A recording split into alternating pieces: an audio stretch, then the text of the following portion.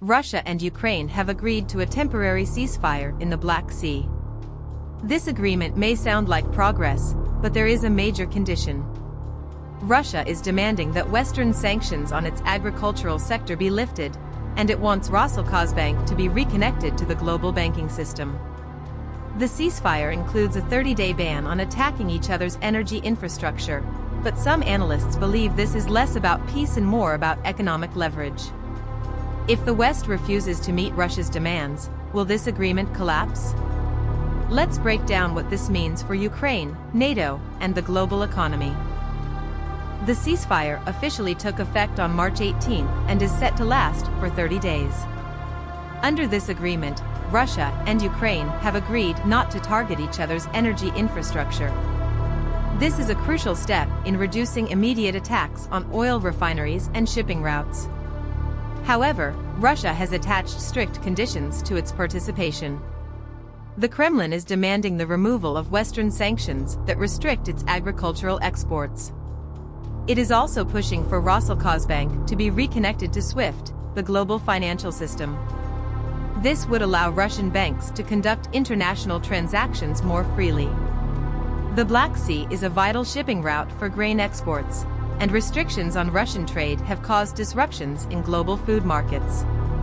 Moscow knows this and is using the ceasefire as a bargaining tool to pressure Western nations into relaxing sanctions. If the demands are not met, Russia could walk away from this agreement. This ceasefire is not just about preventing attacks in the Black Sea.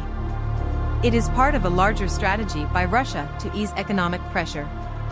Since the beginning of the war, Western sanctions have made it difficult for Russia to export food, fertilizers, and energy.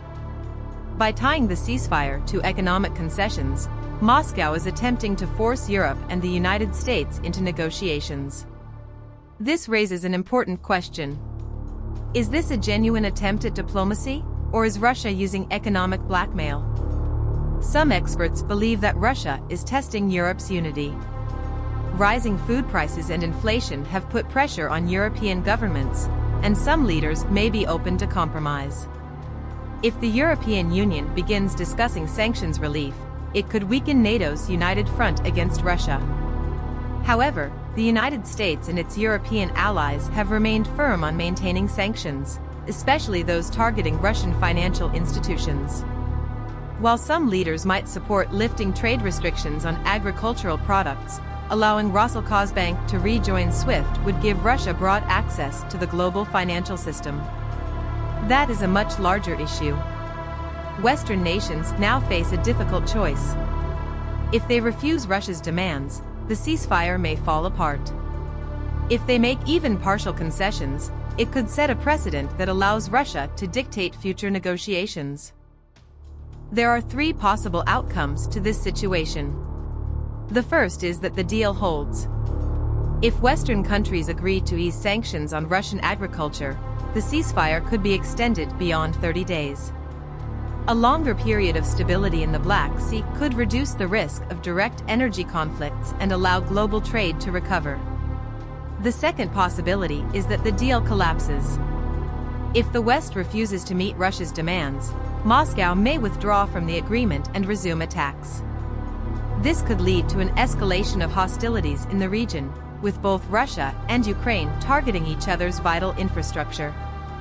The third possibility is that NATO increases its military support to Ukraine in response to Russia's conditions. If Western leaders see this agreement as an attempt by Russia to manipulate the situation, they may respond by strengthening Ukraine's defensive capabilities.